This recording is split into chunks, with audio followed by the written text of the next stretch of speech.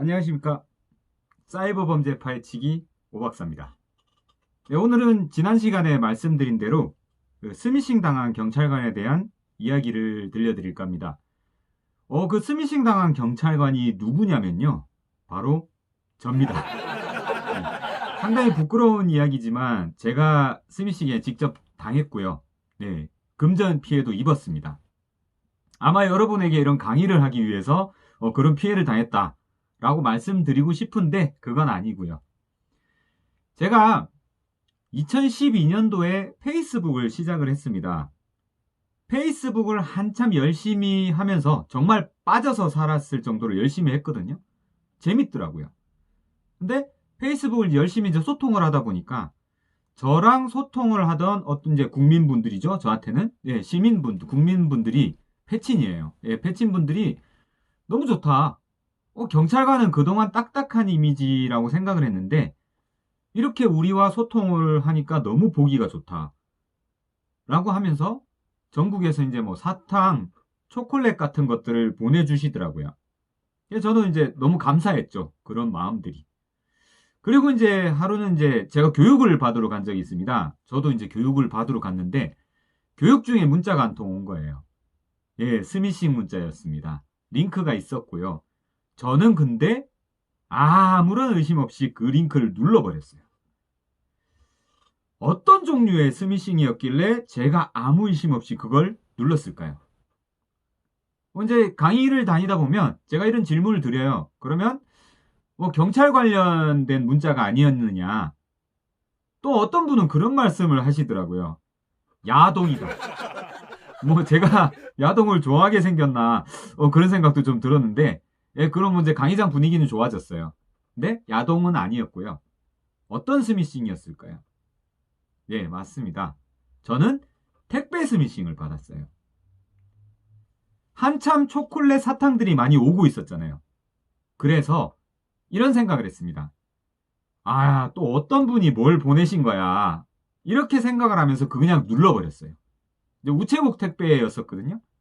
화면이 우체국 화면으로 바뀌더라고요. 그러다가 갑자기 다운돼 버렸습니다. 그래서 저는 또 단순하게 생각을 했어요. 오늘 우체국이 바쁘구나. 그리고 그냥 넘어갔습니다. 한 달 뒤에 제가 한 통의 전화를 받았거든요. 어떤 분이 저한테 그러는 거예요.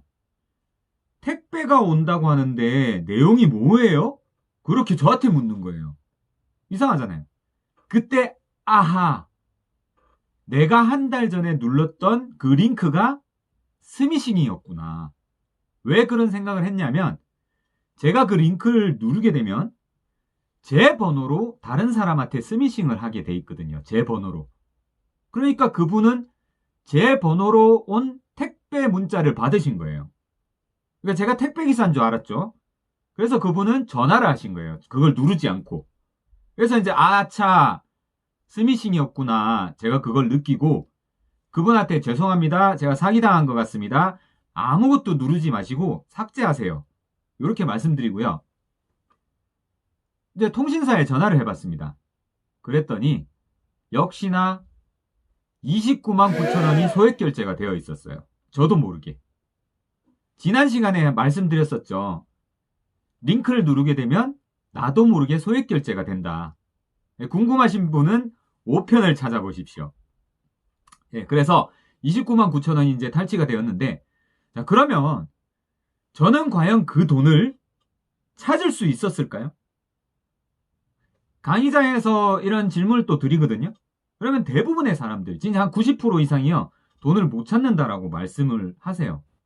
네, 저는요, 그 돈을 찾았습니다. 어떻게 했냐면, 일단 경찰에 신고를 해야 되거든요. 저도 신고를 했습니다. 경찰관이지만, 바로 앞에 사무실이 이제 지능범죄수사팀이었는데, 거기 들어갔어요. 어떻게 왔냐고 묻더라고요. 웃으면서, 반기면서. 제가 스미싱 당했다고 그랬습니다. 상당히 부끄러웠고, 그쪽에서도 이제 많이 웃으셨어요. 그런데 정말 웃겼던 게 뭐냐면, 저 말고도 당한 분이 한 분 더 계셨다는 거. 나 혼자면 되게 부끄러운데, 한 명 더 있으니까 되게 위로가 되더라고요. 이 사람 심리가 너무 웃기죠. 그래서 일단 신고를 했습니다. 신고하고 나면 사건 사실 확인원을 떼주거든요. 그 사건 사실 확인원을 제 통신사에다 보냈습니다. 그러면 통신사에서 돈을 주는 게 아니고요. 그게 소액 결제가 된 회사가 있잖아요. 예를 들어서 뭐 아이템 회사라든지 뭐 물품을 판매하는 회사에서 소액 결제를 했기 때문에 그 회사에 구제 요청을 합니다. 통신사에서. 그러면 그 회사에서 한 2주간의 기간을 걸쳐서 판단을 하고요. 이제 돈을 돌려줄 것인지 아닌지를 판단을 해서 이렇게 이제 결정을 내립니다. 그래서 저는 한 2주 정도 있다가 29만 9천 원을 그대로 돌려받았습니다. 그런 방식으로 하시면 되고요.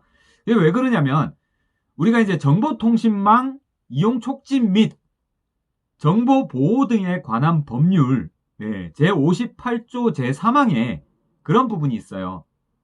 자신의 의사에 반하여 제공되었음을 안 때에는 이것을 통신과금 제공자에게 정정 요구할 수 있다. 그리고 서비스 업체에서는 그것을 2주 이내에 결정을 내려서 통지를 해야 된다. 요런 이제 법률이 있어요.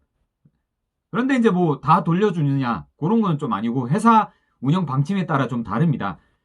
한 2년 전에 기사 하나가 났거든요. 예를 들어 우리가 유명한 이제 쇼핑 업체들이 있어요. 뭐 무슨 사이트들이 있습니다. 정말 유명한 이름만 들어도 유명한 업체들이 있는데 그 업체들이 뿔이 났다, 화났다. 왜? 워낙 사기당하는 사람들이 많아서 그 돈을 계속 돌려주다 보니까 자기들도 손해가 크다라는 거죠. 그래서 이제는 우리도 돌려주지 못하겠다. 그런 기사들이 난 적이 있습니다. 하지만 제가 방금 말씀드린 대로 하게 되면 일단 돈을 돌려받으실 수 있는 조건을 갖추시는 거죠. 현재 회사에서 어떤 규정을 가지고 있느냐에 따라서 달라질 수도 있는데 일단 말씀드린 대로 한번 하시면 돈을 일단 돌려받으실 수가 있을 겁니다. 자, 그럼 오늘 이 시간에는 스미싱 당한 경찰관에 대해서 말씀을 드렸습니다. 네, 감사합니다. 오 박사였습니다.